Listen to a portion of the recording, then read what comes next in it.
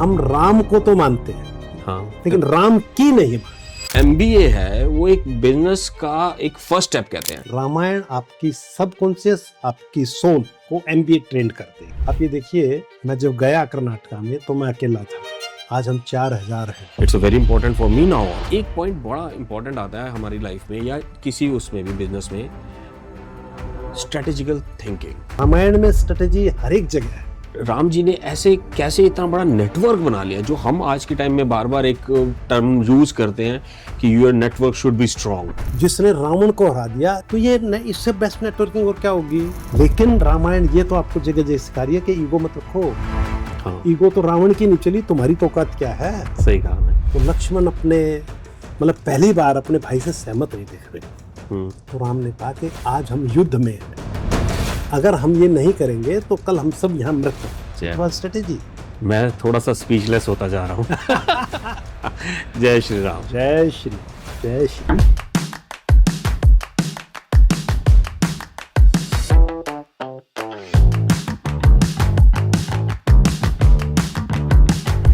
नमस्कार, मेरा नाम गगन सियाल है। मेरे साथ आज राजकुमार गोयल जी हैं, मैं इनको भाई साहब भी बोलता हूँ। और आज का बहुत ही इंटरेस्टिंग टॉपिक है। टॉपिक उसको सही से नहीं बोला जाएगा, आई थिंक ये तो एक जीवन का एक बहुत मूल क्वेश्चन भी है कि हम इतना पढ़ते हैं, इतना हम कॉर्पोरेट वर्ल्ड की तरफ जाते हैं, और एक तरफ हमारे पेरेंट्स कहते हैं कि यार हमें रिलीजियस भी होना चाहिए, हमें रामायण भी पढ़नी चाहिए, हमें महाभारत भी पढ़नी चाहिए। तो इन दोनों में कैसे अलग अलग जाना, अलग मेरे को तो बिल्कुल अलग अलग लगती है भाई साहब। और जब आपसे मिलता हूँ तो लगता है इकट्ठी हैं दोनों चीज़ें। तो वही है आज का हमारा स्पेशल टॉपिक। और before we start, thank you time देने के लिए। और थोड़ा मैं चाहूँगा कि आप थोड़ा अपने बारे में बताएं। गगन कुछ ज्यादा फॉर्मल हो गए हैं। मैं स्टील प्लांट चलाता हूँ इन होस्पेट कर्नाटका, और क्योंकि मैं हरियाणा से रहने वाला हूँ तो मेरी टोन में शायद हरियाणवी कुछ आपको दिख जाएगी। We are running business with near about 4000 people. और बिजनेस चलाते हुए जितनी धार्मिक किताबें मैंने पढ़ी हैं, जो रामायण है, चाहे महाभारत है, चाहे गीता है, तो सबकॉन्शियस माइंड में कहीं ना कहीं फिट हो गई है। और जब कोई इशू आता है तो वो अपने आप निकल के आती है। इंडस्ट्री विद रामायण, आज की बात आप ऐसे कह सकते हैं। ऐसे ही कर सकते हैं। भाई सब कह रहे हैं कि मैं बहुत फॉर्मल था, बट मैंने इनसे पूछा कि आज का इंग्लिश में करना है, हिंदी में करना है। कहते हैं दोनों को छोड़ हरियाणवी में कर लेते हैं। मुझे थोड़ी सी हरियाणवी सीखनी पड़ेगी, बट दोनों हरियाणवी है बेसिकली। हाँ, फरीदाबाद थोड़ा सा हरियाणा की टोन नहीं आती, मगर आप सही कह रहे हैं। जैसे हम बार बार एक डिस्कस करते हैं कि जो MBA है वो एक बिजनेस का एक फर्स्ट स्टेप कहते हैं। बिजनेस का कह लीजिए, या MBA is not a degree but it's a way of learning. जब मैं आपसे बात करता हूँ, आप ये भी कहते हैं कि अगर आप रामायण पढ़ेंगे और ये आप MBA भी पढ़ेंगे तो इन दोनों के बाई डायरेक्शनल बेनिफिट्स भी हैं। अब वो मुझे ना कई बार मुझे नहीं, मुझे लगता है हमारे जो व्यूअर्स होंगे वो भी कहेंगे यार मैं MBA कर रहा हूँ, मैं IIM का हूँ और शाम को मैं रामायण पढ़ूँ। कैसे, थोड़ा आप भी बताइए। आज के टाइम में हम जब MBA कर रहे हैं तो वी रिक्वायर डिग्री, और डिग्री मुझे IIM की किताब पढ़ के ही मिलने वाली है। बिल्कुल। लेकिन रामायण में अगर आप डेली रामायण पढ़ोगे तो रामायण आपकी सबकॉन्शियस, आपकी सोल को MBA ट्रेंड कर देगी। कैसे? मैं एक छोटा सा एग्जांपल देता हूँ। जब MBA पढ़ते हो गगन, या पढ़ाते हो, तो उसमें मैनेजमेंट ऑफ बिजनेस ही पढ़ाते हो ना। बिल्कुल। मैनेजमेंट ऑफ बिजनेस करने के लिए क्या चाहिए? लीडरशिप। मान लो मैं अपनी कंपनी का मैनेजिंग डायरेक्टर हूँ, तो I am leader of my team. तो मेरा पहला काम रहता है कि I should develop my team. और आप ये देखिए, मैं जब गया कर्नाटका में तो मैं अकेला था, आज हम 4000 हैं। तो बहुत ज़्यादा टाइम नहीं हुआ है, लगभग 10-12 साल। तो टीम डेवलप करना, फिर आप टीम डेवलप कर लिया तो फिर क्या है, उस टीम में ट्रस्ट पैदा कर, आपका विश्वास होना चाहिए आपकी टीम पे। आपकी टीम जो कर रही है वो वर्ल्ड की बेस्ट टीम है और बहुत अच्छा कर रही है। यही MBA का सिस्टम। बिल्कुल। तो क्या रामायण ये नहीं कह रही है? रामायण में भी ये कहते हैं। रामायण आपको आके MBA नहीं पढ़ा रही, रामायण और साइंस भी पढ़ा रही है, MBA भी पढ़ा रही है। तो MBA को आपको देखना पड़ेगा, क्या रामायण मुझे कहाँ MBA पढ़ा रही है, कहाँ साइंस पढ़ा रही है। जैसे जब सीता का हरण हो गया तो राम और लक्ष्मण अकेले हैं, और कोई तीसरा आदमी उनके साथ नहीं है। बिल्कुल। तो उन्होंने टीम बनाई है। क्या राम ने किसी राजा से हेल्प मांगी कि मुझे सेना दे दो, मेरी पत्नी का हरण हो गया है और मैं लड़ूंगा जाके, जबकि वो कौशलपुर ननिहाल उनके बिल्कुल पास में था। अयोध्या भरत को भी मैसेज कर सकते थे। उन्होंने अपनी टीम खुद बनाई है। हनुमान जी हैं, सुग्रीव हैं, फिर पूरी सेना है, जामवंत है। बिल्कुल। तो राम ने तो किसी को नहीं कहा मुझे टीम बना दो, और फिर टीम बनाई तो ऐसी बनाई और उस पर इतना भरोसा किया कि जितने राम के बड़े काम वो सब टीम ने किए हैं। राम ने सिर्फ गाइडेंस दी, और गाइडेंस भी बहुत थोड़ी सी। इसका मैं एक बहुत अच्छा एग्जांपल बताता। आप अपने ड्राइवर को सब्जी लेने भेजते हो तो उसको कहोगे कि भाई घिया लिया ना, और उसमें नखून मार के या ऐसे मार के देखना कच्ची है कि नहीं। फिर जो चलने रहा है फिर तो अच्छा चल छोड़, जाके सब्जी वाले से मेरी बात करा देना। तो आपको अपने ड्राइवर पर ट्रस्ट ही नहीं है कि वो सब्जी ला सकता है। ये तो मैं डेली मिस्टेक करता हूँ इसका मतलब। तो आप कैसे सोचते हो कि आप अपने ड्राइवर को सब्जी लेने का तो भरोसा नहीं करते, और आप बहुत बड़ी एमबीए पढ़े हुए हो। बिल्कुल सही कहा आपने। तो राम ने अपनी टीम पे ट्रस्ट किया। एक और एग्जांपल बता देता हूँ। जब लक्ष्मण को मेघनाथ जी से लड़ने भेजा और मेघनाथ ने लक्ष्मण को मूर्छित कर दिया, अच्छा गगन तुम होते तो क्या दोबारा मान लो भारती ने या ईशान ने कोई गलती कर दी और गलती भी ब्लंडर कर दिया, उसी काम के लिए दोबारा फिर भेजते? बहुत मुश्किल है। हाँ, ये तो क्वेश्चन है। आप सोचते नहीं, इसने लास्ट में ये किया था, आज मैं दूसरे किसी इससे सीनियर को भेजता। लेकिन राम ने क्या किया, वापस लक्ष्मण को भेजा मेघनाथ को मारने के लिए, अपने भाई को। और लक्ष्मण ने क्या रिजल्ट दिए, तो मेघनाथ का वध किया। तो राम ने अपनी लीडरशिप में अपनी टीम पे ट्रस्ट किया। ट्रस्ट जो है, या एक किसको हम मतलब इंडिपेंडेंट वर्किंग कहें, कि जो हमारी टीम है वो इंडिपेंडेंट वर्क करना चाहिए और हमें उन पे एक ट्रस्ट करना चाहिए। Even if they are doing the same mistake, we should support them और उनको दोबारा से सेम ही वर्क के लिए मोटिवेट करना चाहिए। तुम अपने जो वर्ड्स हो मेरे मुंह में डालने की कोशिश कर रहे हो। मैंने ये नहीं कहा। मैंने ये कहा अगर आपका कोई स्टाफ ने एक काम के लिए गलती कर दी है, हाँ जी, तो you call him, trend him again, कि तुमको ये काम था, ये गलती हो गई, इस बार ये नहीं होनी चाहिए, देन यू स्टैंड। अच्छा। इसका मतलब ये नहीं है कि उसको बेचारे को फिर आप बगैर कुछ। राम ने लक्ष्मण को बताया कि तुम मेघनाथ से क्यों हार गए, तुमने कहाँ गलती की, उसको बाकायदा रामायण में बताया कि कैसे उनको समझाया उन्होंने।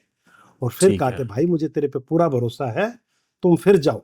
आपने एक शब्द यूज किया था, इंडिपेंडेंट वर्किंग। टीम हमेशा इंडिपेंडेंट वर्किंग करती है।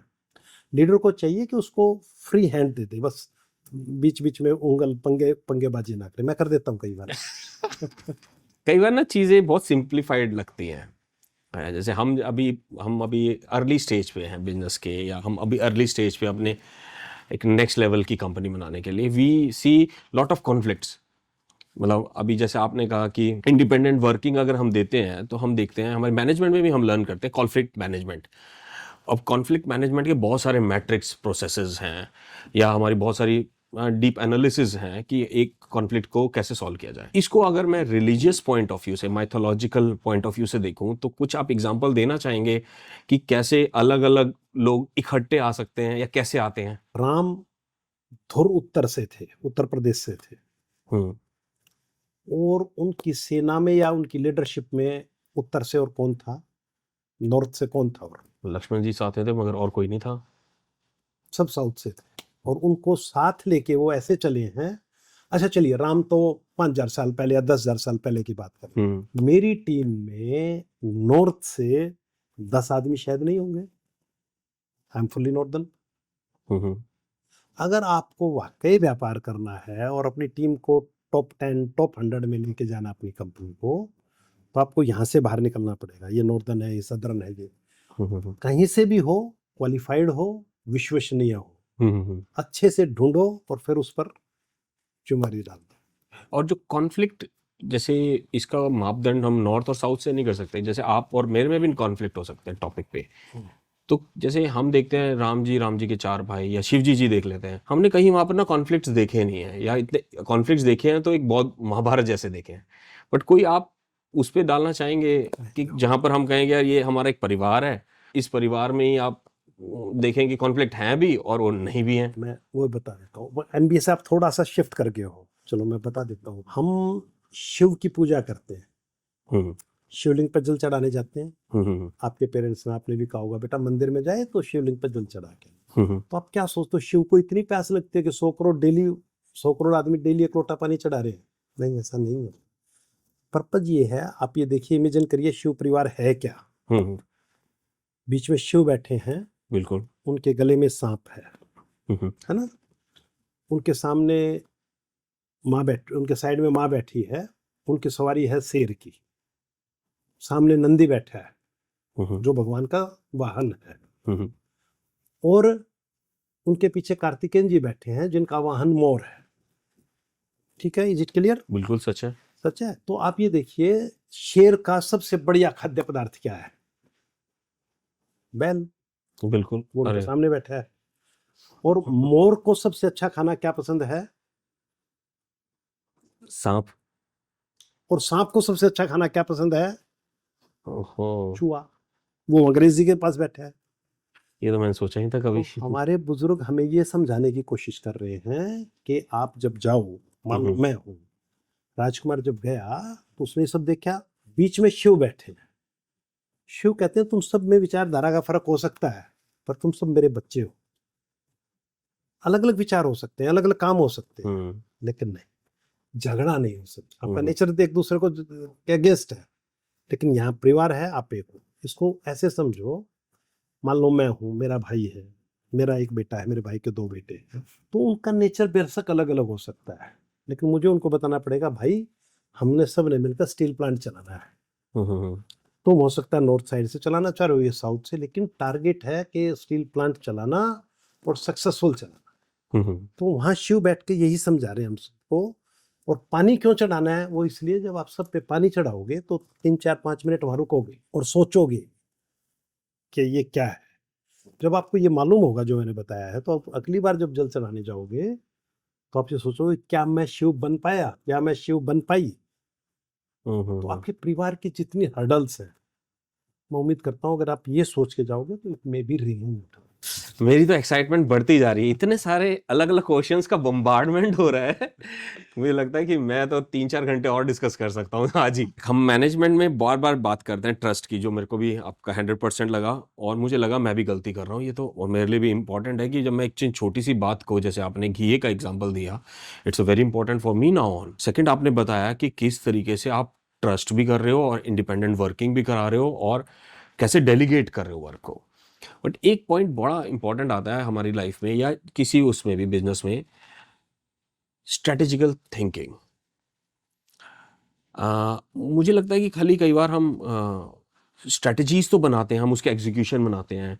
मैं इंटरनेशनली 10 साल बाहर रहा हूँ, वहाँ पर इस चीज़ को बहुत ज़्यादा वो दिया जाता है कि how is your intellect level on the strategic point of view. क्या इसमें भी कुछ ऐसा एग्जाम्पल या कुछ ऐसा है आपका थॉट प्रोसेस जो प्लीज़ हमें भी शेयर कीजिए? तुमने 3 क्वेश्चन पूछ लिए मेरे से। मैं तो भाई साहब 100 के आसपास लेके बैठा हूँ। एक, ड्यूटी डेलीबरेट कैसे हो, हाँ हाँ, है ना, डेलीगेशन। डेलीगेशन कैसे हो, हाँ, नंबर 1। नंबर 2, भगवान का और व्यापार का क्या मिक्सिंग हो सकती है, क्या। हम वहां से कहाँ से सीख सकते हैं, है ना? Number 3, strategy.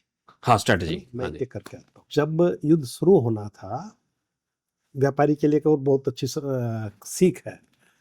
तो युद्ध शुरू होने से पहले अंगद को श्री राम ने भेजा दूत बना के, एक कोशिश और कर लो, शायद रावण मान जाए। हम्म, तो सोचो कि अंगद को ही क्यों भेजा? हनुमान को ही भेज सकते थे, जामवंत को ही हाँ, भेज सकते थे, वो तो सीनियर भी थे। सीनियर भी था। अंगद तो बच्चा है, अंगद को ही क्यों भेजा? अंगद को इसलिए वो डेलिब्रेट किया कि अगर हनुमान को भेजते तो रावण को लगता है कि राम की सेना में एक ही आदमी है जो बार बार आता है, या जामवंत को भेजते तो उनको लगता है कि इनकी सेना में बूढ़े बहुत ज्यादा है। तो उन्होंने हनुमान का ट्रायल पहले दे दिया था, अब अंगद को भेजा कि मेरी सेना के जो बच्चे भी हैं वो भी तुम्हारे से मजबूत हैं, अगर उसने पैर जमा दिया तो वो भी नहीं। वाओ। तो ये यहाँ से आप सीख सकते हो कि कैसे अपनी टीम के किस आदमी से आपको क्या काम लेना है। और अंगद जैसे छोटे बच्चे ने भी वो काम कर दिया जो राम चाहते थे। बिल्कुल सही कहा। दूसरा आपका क्वेश्चन था कि स्ट्रेटेजी कैसे होनी चाहिए। अगर आप रामायण पढ़ो तो जब युद्ध शुरू हुआ है तो डेली पहले दिन स्ट्रेटेजी बनती थी। कल मेघनाथ आएगा, उसकी क्या क्या कमियां हैं, लक्ष्मण तुम्हें क्या क्या उनकी कमियों पे सोच पे आपको कैसे अटैक करना है, या लड़ाई के बाद जब लड़ाई हो गई खत्म हो गई तो स्ट्रेटेजी का मुझे वो स्ट्रेटेजी दिखती है, या राम का चरित्र कह सकते हो, कि जब रावण की पत्नी मंदोदरी पीछे से रावण का बॉडी लेने आई, तो राम जी ऐसे बैठे हैं पत्थर पे, शिला पे, और पीछे से जब वो आई तो उन्होंने देखा एक नारी की परछाई आई है, तो वो उठकर खड़े हो गए और उन्होंने मंदोदरी को देखा, उन्होंने कहा माँ मैं तुम्हें प्रणाम करता हूँ। तो मंदोदरी का जवाब मालूम है क्या था? मंदोदरी ने कहा कि राम मैं आज अब समझ गई कि मेरा पति राम से कैसे हार गया। वो एक दूसरे की पत्नी पे मोहित होकर उसको हर लाए, और तुम उसके दुश्मन की पत्नी को देखकर भी माँ की तरह से। अरे, और मंदोदरी कौन थी ये भी मैं बता दूं, वो हमारी 7 कन्याओं में पूजित मंदोदरी जो है, हमारे पूरे धर्म की, हिंदू धर्म की जो 7 नारी हैं जिनको पूजित कहा गया है, जिसमें माँ सीता नहीं है, मंदोदरी उसमें है। तो ऐसी कन्या उनके साथ थी, और फिर भी वो दूसरी में विश्वास। तो it is a part of your strategy कि आपको दुश्मन से कैसे हैंडल करना है, दोस्त से कैसे हैंडल करना है। रामायण में स्ट्रेटेजी हर एक जगह है, जितनी आप पढ़ोगे, जितनी मेरे से सुनते।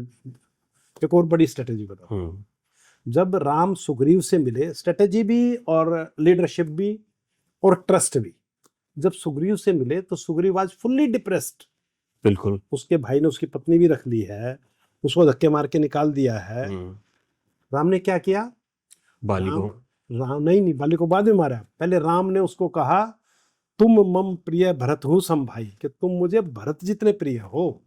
बिल्कुल, और उनको गले लगा लिया, और फिर नदी का पानी मंगा के उसका किष्किंधा का राज तिलक कर दिया। पहले अभिषेक कर दिया, राज तिलक किया।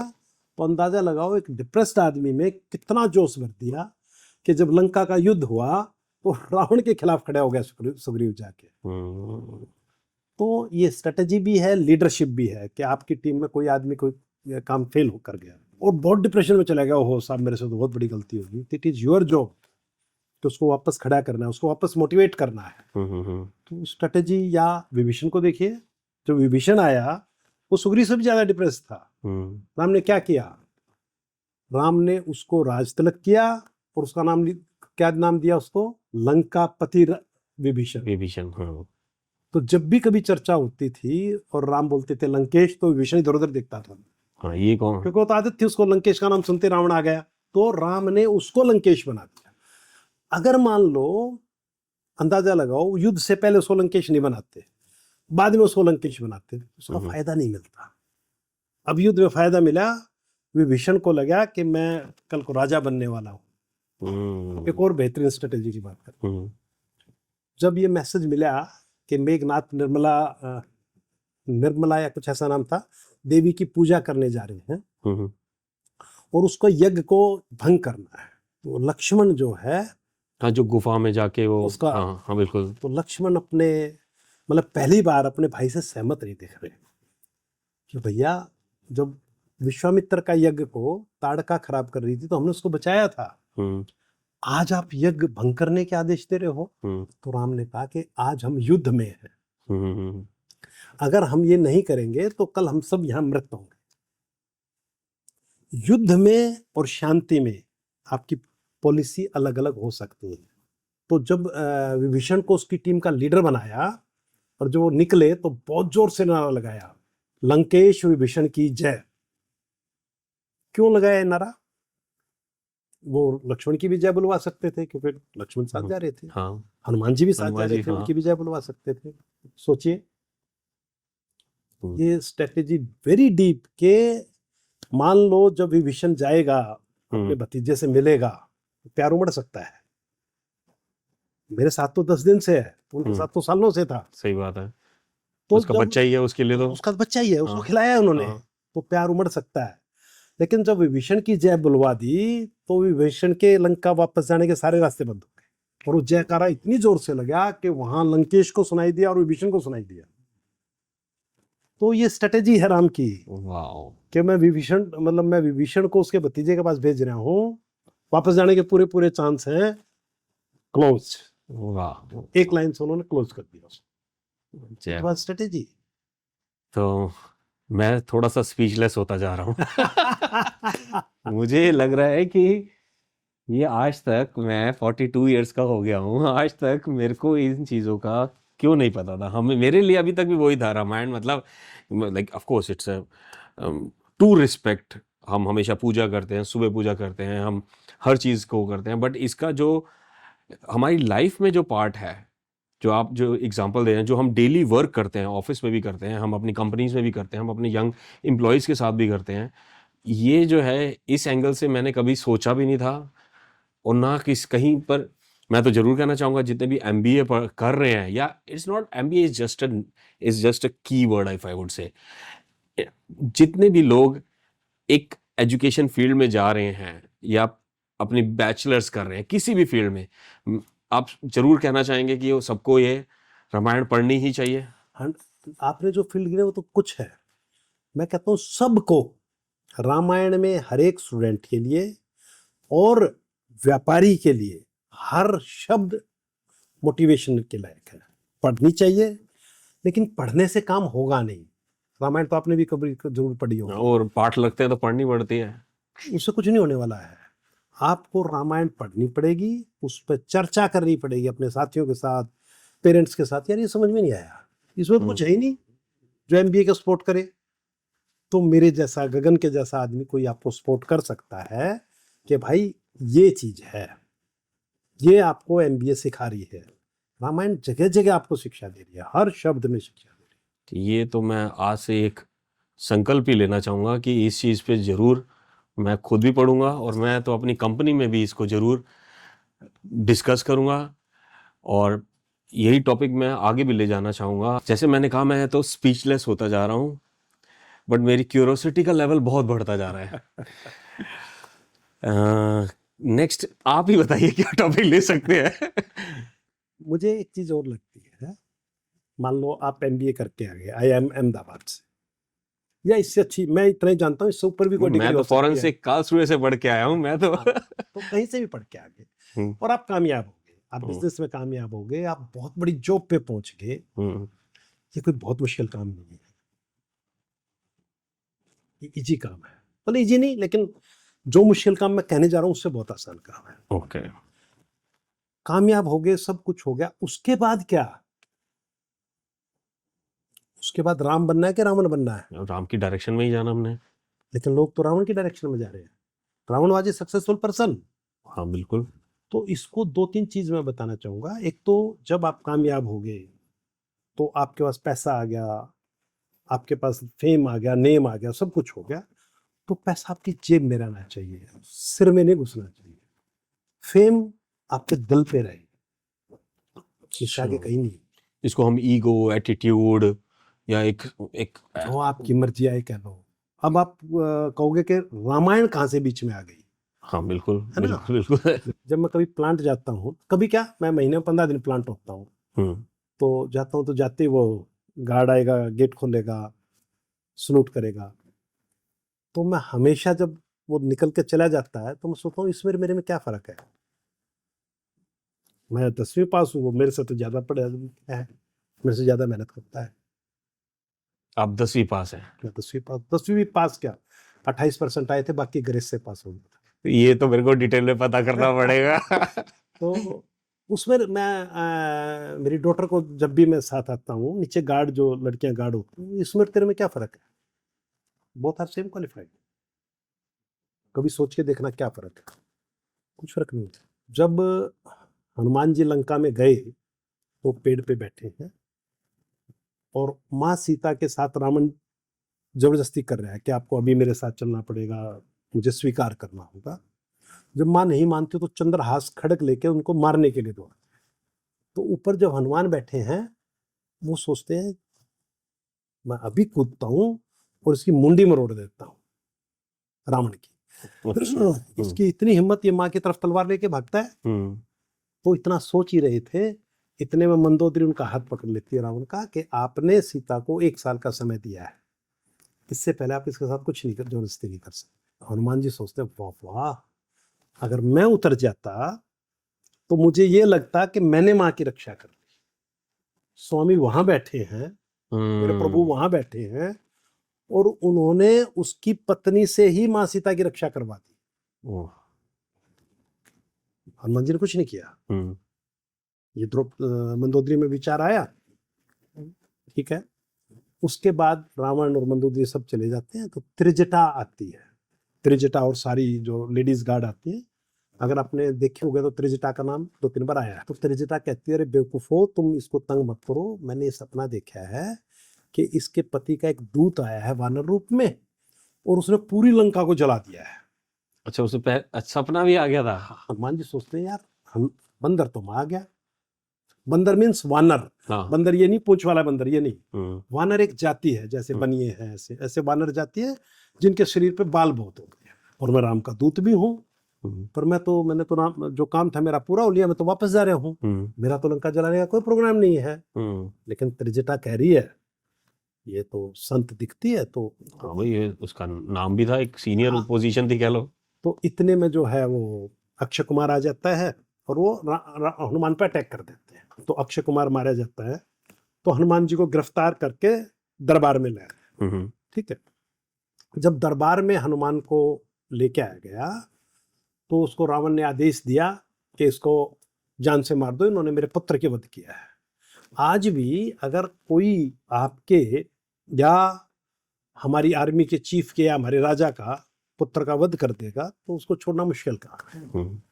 लेकिन विभीषण कहते हैं कि नहीं नहीं भैया, आप उसको मार नहीं सकते क्योंकि ये दूत है, और दूत का वध करना मान्य नहीं है। सही बात है। वहां आपने मंदोदरी से माँ सीता की रक्षा करवा दी और यहाँ उसके भाई से मेरी रक्षा करवा ली। हाँ सही बात है, दोनों हो गए। ठीक है। अब जब ये हो गया तो रावण बहुत इरिटेट हो गया, विभीषण से भी नाराज हो गया। तो उसने आदेश दिया कि भाई दूत है, मारना अवैध है, लेकिन इसकी पूंछ में आग लगा के पूरी लंका में घुमाया जाए। बिल्कुल। तो इनडायरेक्टली हनुमान जी के मारने का पूरा अरेंजमेंट उन्होंने कर दिया। राइट। बिल्कुल। तो जब वो लगा के उनको घुमा रहे थे तो हनुमान जी ने देखा, वाह प्रभु तुम महान, मैं कहां से तो आग लेता, कहां से कपड़ा लेता, पूंछ को कपड़ा बांध रहे थे ना, बिल्कुल, और उस पर घी तेल लगा रहे थे, कहां से घी तेल लेता। तुमने सारा अरेंजमेंट उससे ही करवा दिया, रावण से ही। और फिर जब वो घुमा रहे थे तो उन्हें देख लिया कहाँ सूखी लकड़ी है, कहाँ चारा है, कहाँ बारूद भरा हुआ है, और कैसे मैं ये सब पता करता। वाला आपने वहां बैठे बैठे सब अरेंजमेंट कर दिया। मेरा तो काम सिर्फ इतना है, जो ये आग लगाएंगे उसका टुकड़ा तोड़ के फेंक देना है, बाकी काम तो आपने खुद कर दिया। और ये करके वो चला जाता है। अब ये सब आपने जरूर सुना होगा। सुनो, बिल्कुल। इससे सीखना क्या है? आपके क्वेश्चन का जवाब मिल गया कि नहीं? थोड़ा थोड़ा मिला है, बट पूरा नहीं मिला है। इसका सीखना ये है कि ईगो जो हम सोच कर रहे थे, एटीट्यूड, मैं एमडी हूं एसएलआर का। हाँ जी। ठीक है। मेरे से ज्यादा पढ़े लिखे, मेरे से ज्यादा समझदार लोग बहुत हैं। तो ये उस भगवान की मेहरबानी है कि उसने उठा के मुझे बना दिया वहां। वो मेरे अलावा किसी को भी बिठा सकता था, वही चला लेता उसको। तो we should be always thankful to God कि भाई गगन को यस जर्मनी का मालिक एमडी बना दिया, चेयरमैन बना दिया। नहीं तो ऐसा कुछ नहीं है, कोई और आके भी चला सकता था उसको। जिससे भगवान को जो काम कराना है, मंदोदरी से सीता की रक्षा करानी थी, विभीषण से हनुमान की रक्षा करानी थी, तो यहाँ रामायण की आपकी ईगो वाला प्रश्न मेरी ख्याल से अब क्लियर हो गया मुझे। आपको ईगो करनी ही नहीं चाहिए। ये हम पॉडकास्ट बना रहे हैं, ये भी उसी की मेहरबानी से बन रहा है। मेरी जगह किसी और को बिठा सकता था, आपकी जगह भी। बिल्कुल। ये सब कुछ प्रभु की मेहरबानी से हो रहा है, हमें ये कमेंट करना ही नहीं चाहिए। रामायण ये बार बार सिखा रही है। बिल्कुल सही कहा। अच्छा, इसमें कई बार ये कंट्रोवर्सी आ सकती है, कोई सोच सकता है प्रभु की मेहरबानी से कैसे हो रहा है। अच्छा चलिए मान लो प्रभु की मेहरबानी से नहीं हो रहा है, लेकिन रामायण ये तो आपको जगह जगह सिखा रही है कि ईगो मत रखो। हाँ। ईगो तो रावण की नहीं चली, तुम्हारी तो औकात क्या है। सही कहा मैं। तो आपके तीनों क्वेश्चंस के जवाब मोटा मोटी हो गए। इसके आगे एक और नया वो आ गया दिमाग में। जब राम जी ने इतना अपनी टीम के लिए पहले से ही सब कुछ कर दिया, और राम जी ने ऐसे कैसे इतना बड़ा नेटवर्क बना लिया, जो हम आज के टाइम में बार बार एक टर्म यूज करते हैं कि your network should be strong. पहले तो व्हाट्सएप भी नहीं होता था या कोई सोशल मीडिया भी नहीं होता था। राम जी जंगल में गए थे, उन्होंने इतनी बड़ी कैसे कैसे वो की। देखिए, जो आप बार बार कहते हो नेटवर्क शुड बी स्ट्रॉन्ग, कभी आप अपनी टीम से पूछना कि मैं बार बार कहता हूँ नेटवर्क स्ट्रॉन्ग, नेटवर्क, सर मतलब क्या है नेटवर्क स्ट्रॉन्ग का? पूछना तो सही। मतलब शब्दार्थ में मत जाइए कि इंग्लिश को हिंदी में करके बता दो। अभी अभी आपने कहा उस टाइम व्हाट्सएप नहीं था, तो आपने फिर मुझे वो कर दिया। रामायण के टाइम में, महाभारत के टाइम में जितनी साइंस थी, आज हम उसके 1-2% तक पहुंच पाए हैं शायद। एक आज से 2500 साल पहले कालिदास ने किताब लिखी मेघदूत। मेघदूत, तुम में से किसने नाम सुना है? आपकी टीम ने या किसी ने सुना है? नहीं, बुक का तो नहीं सुना, वैसे सुना मेघदूत लिखा गया, आप कौन सा? मेघदूत डाल के देखो तो उसमें दुष्यंत या शाकुंतलम, नाम में थोड़ा सा मिस कर रहा हूँ, अपनी पत्नी को मैसेज करते हैं। मैसेज? हाँ, मैसेज शब्द यूज किया मैंने। और वो किस पे मैसेज करते हैं? मेघ पे, बादलों पे। मेघदूत, किताब का नाम ही मेघदूत है, और वो 2500 साल पहले लिखी है। उस किताब पे डेट भी है लिखने का, और लाइब्रेरी में सीरियसली? हाँ, अरे भाई आप लोग तो इंटरनेट के आदमी हो। हाँ, हम जो आजकल क्लाउडिंग कहते हैं, इससे भी आगे चल रहा हूँ। तो उन्होंने मैसेज लिखा क्लाउड पे, बादलों पे। और एक वो मेरा जो ये पद कविता वाला सिस्टम वीक है, तो एक कविता भी वो कहते हैं कि भाई मैं तुम्हारे को कह रहा हूँ, मेरी पत्नी इस टाइम वहाँ है, वहाँ जाओ और मेरे जवाब लेके आओ। और उनकी पत्नी क्लाउड पे ही, बादलों पे ही मैसेज लिख के भेजती है। उस पूरे पुस्तक का नाम है मेघदूत। तो ये कहना कि उस टाइम व्हाट्सएप नहीं था, मुझे लगता है व्हाट्सएप का भी बाप था। अच्छा चलिए, एक चीज और है जो आप कल आके देख सकते हैं। एक टेक्नोलॉजी है pin point camera technology. Pin point? आपकी टीम वाले हैं। पिन पॉइंट कैमरा वो होता है कि आपकी जो छाया है वो उल्टी दिखे। अच्छा, आप बता सकते हो कितने साल पहले इजाद हुआ है? नहीं बता सकता। ये आज से 300 साल के पहले इजाद हुआ है। होस्पेट में कम से कम 3-4 मंदिर और बिल्डिंग हैं जो 1500 साल, उस पर भी ईयर मार्क है। नहीं तो आजकल के स्टूडेंट तो पूछते हैं 15 साल की क्या गारंटी है भाई? तो उसमें पत्थर में इंग्रेविंग है, किसने उद्घाटन किया और किसने बनाया क्या। 1500 साल पहले की बिल्डिंग है, और उसका जो मेन द्वार है, पीछे वहां एक टेक्नोलॉजी है, उसमें उसकी परछाई उल्टी दिखती है लाइव। और वो टेक्नोलॉजी भी क्या है, एक सिंपल एक दीवार में काला तोड़ दिया और उसमें आप जाओ देखो तो आप उल्टी परछाई दिखती है। क्या बात है! तो इसका मतलब हमारे पास अगर 1500 साल पहले टेक्नोलॉजी थी, टेक्नोलॉजी नहीं थी तो कैसे बिल्डिंग बन गई? वो तो एग्जांपल भी हो गया होस्पेट में, आप बता रहे हैं। सकते हो हमारे होस्पेट प्लांट पे हमारा परिवार की जब यात्रा हुई तो 50-40 लोग आए, हम सबको दिखाया हमने, देखो भाई ये रैपिंग पॉइंट टेक्नोलॉजी। तो उस टाइम साइंस बहुत एडवांस थी। और राम की नेटवर्किंग जो हुई है, राम जब सीता का हरण हो गया तो 2 आदमी चले हैं, एक राम और एक लक्ष्मण। और जो इतनी बड़ी सेना इकट्ठी हुई और इतने वीर हुए, जिसने रावण को हरा दिया, जो अपनी सेना बनाई इतनी मजबूत बनाई, तो ये इससे बेस्ट नेटवर्किंग और क्या होगी? दूसरे, आप ये बताइए, ध्यान से सोचना कि राम की सेना में जिसने युद्ध लड़ा हो वो कितने आदमी थे? जिसने युद्ध लड़ा हो, मतलब आपस में कुश्ती लड़ ली उसकी बात नहीं कर रहे हैं, जिसने युद्ध लड़ा हो कितने आदमी थे राम की सेना? लाखों होंगे, क्योंकि पूरी वानर सेना थी। लेकिन युद्ध किसने लड़ा? वानरों ने तो कभी कभी युद्ध लड़ा ही नहीं। अच्छा, पहले कहते हैं युद्ध लड़े, मतलब हाँ, इस युद्ध लड़ने से पहले किसने युद्ध? ओह माय गॉड, ये तो सच में, ये तो किसी ने युद्ध नहीं लड़ा। वो तो हाँ, वो जो सेना थी वो तो आई थिंक वो तो कुश्ती, आपस में कुश्ती करते थे, जो जीत फर्स्ट टाइमर कह लीजिए आप। सिर्फ राम और लक्ष्मण थे जिन्होंने कभी युद्ध लड़ा, वो भी किसी दूसरे राजा के साथ नहीं। उसने ताड़का को वध किया, मारीच का वध किया, उसको भी युद्ध नहीं कह सकते उस लेवल का। फिर भी जीत गए। ये पूरा एमबीए का पूरा रिजल्ट है उनकी बेस्ट लीडरशिप, उनकी बेस्ट स्ट्रेटजी, उनकी बेस्ट नेटवर्किंग, उनकी best leadership, best delegation. Personal, best delegation. वाह, चलिए आज काफी हो गया। मुझे लगता है next time आज बात तो करेंगे। आज काफी नहीं, आज तो मुझे लग रहा है अब स्टार्ट हुआ है। और ये तो हमने एक मतलब अगर हम कहें हम विशाल पर्वत का एक हमने खाली एक पॉइंट टच किया है। रामायण मैं में जरूर चाहूंगा इसको कंटिन्यू हमें कराना चाहिए। जरूर। थोड़ा सा हम दूसरे उस पे भी लेना चाहूंगा क्लोजिंग करते टाइम। हमारे इतने सारे यंग व्यूअर्स हैं, वैसे तो आप भी यंग ही हैं एब्सोल्युटली, है ना। थोड़ा सा हरियाणवी में भी बताइएगा, है ना। एक कुछ एक लाइन क्या बोलना चाहेंगे आप यंगस्टर्स को, मुझे ही, मैं तो यंग ही हूँ, है ना।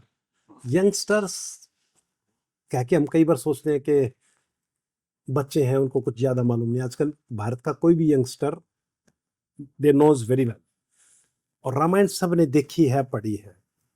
मुझे लगता है कि हमें ये सोचना चाहिए, हम राम को तो मानते हैं लेकिन राम की नहीं मानते। अरे दोबारा बोलिए। हम हम राम को तो मानते हैं राम को तो मानते हैं, लेकिन राम की नहीं मानते। अरे वाह, हमें वाह, कोशिश करनी चाहिए कि राम की बात माननी शुरू करें। हमें राम की बात माननी चाहिए। वाह वाह, जय श्री राम, जय श्री राम। जय श्री राम। इसको, ये हमारा एक पहला प्रयास रहा है कि हम कैसे इस टॉपिक को लिया जाए।